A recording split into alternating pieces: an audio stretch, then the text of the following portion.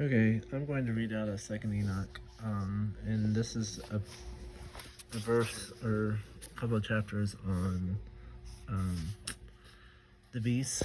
Um, so it says, "Listen to me, my children, today. In those days when the Lord came down on the earth for Adam's sake, and visited all his creatures which he created himself. All these he created Adam. The Lord called all the beasts of the earth, all the reptiles, and all the birds that soar in the air, and brought them all before the face of our father Adam. And Adam gave the names to all all the living creatures. And the Lord appointed him ruler over all, and subjected to him all things under his hands, and made them dumb, and made them dull, that they can be commanded of man." So before this, they were not able to be commanded, and be in subjection and obedience to him. So I believe that this may come off in the tribulation period. I believe that they're going to come against us, because God says in his word about how he uses beasts against us. Thus the Lord also created every man Lord over all his possessions. So we're over all of what God made. The Lord will not judge a single soul of beasts for man's sake, but educate the souls of men to their beasts in this world, for men have a special place.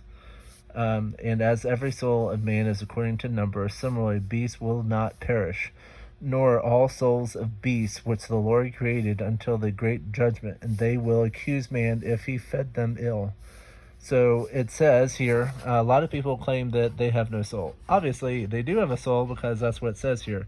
It also says that the beasts, if you have done anything wrong to a beast, they'll accuse you before God. And that's what it says. It says, "Whoever defiles the soul of beast defiles his own soul. For a man brings clean animals to make sacrifice for sin."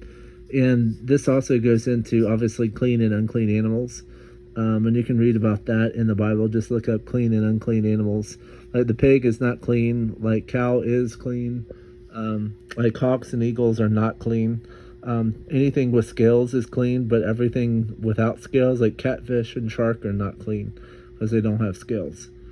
To make sacrifice for sin, that he may have cure of his soul. And if they bring for sacrifice clean animals and birds, man has a cure. He cures his soul. All is given to you for food. Bind it by the 4 feet.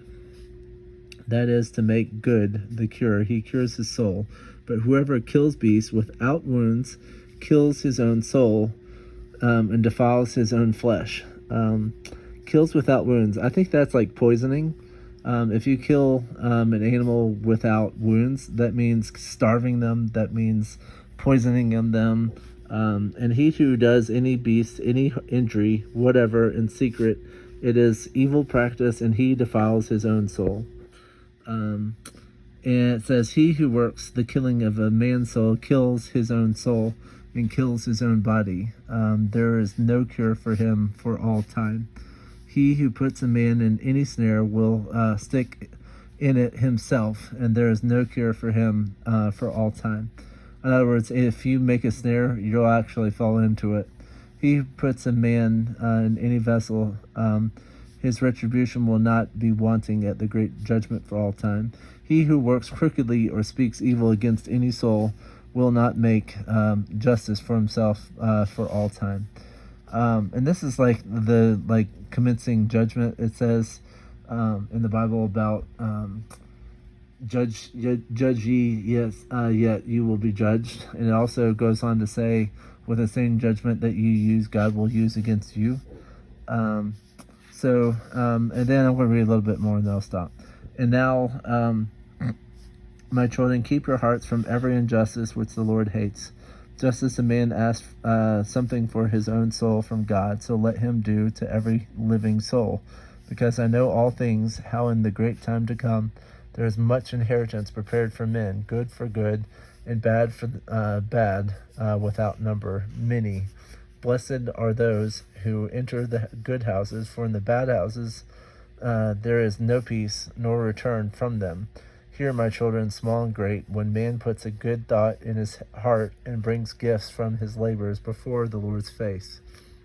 but his hands did not make them. Then the Lord will turn his face away from the labor of his hand, and that man cannot find the labor of his hands. And if his hands made it, but his heart murmurs, and his heart does not cease making murmur unceasingly, he does not have any advantage. So that's Second Enoch. Supposedly Enoch is not to be read. But that clearly talks about Adam. It says that animals have souls, which a lot of people have believed. So, but yeah, this is supposedly Apocrypha and not supposed to be read. According to someone high up interpretation of what they feel is what they're doing is they're hiding the truth. They're watching you not to read this. And think about it. All the stuff that they don't want us to read, from what I have seen, is usually good for us. Like the Apocrypha is actually key to a lot of different things.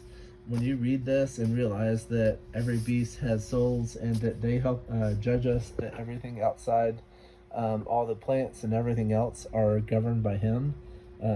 And yeah, and what I find really ridiculous is people have more faith in evolution at this time than they do in God.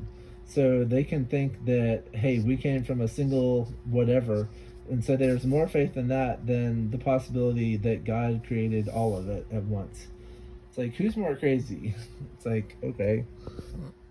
And we don't know all of God's ways, and they're vastly different and way beyond anything we can ever comprehend.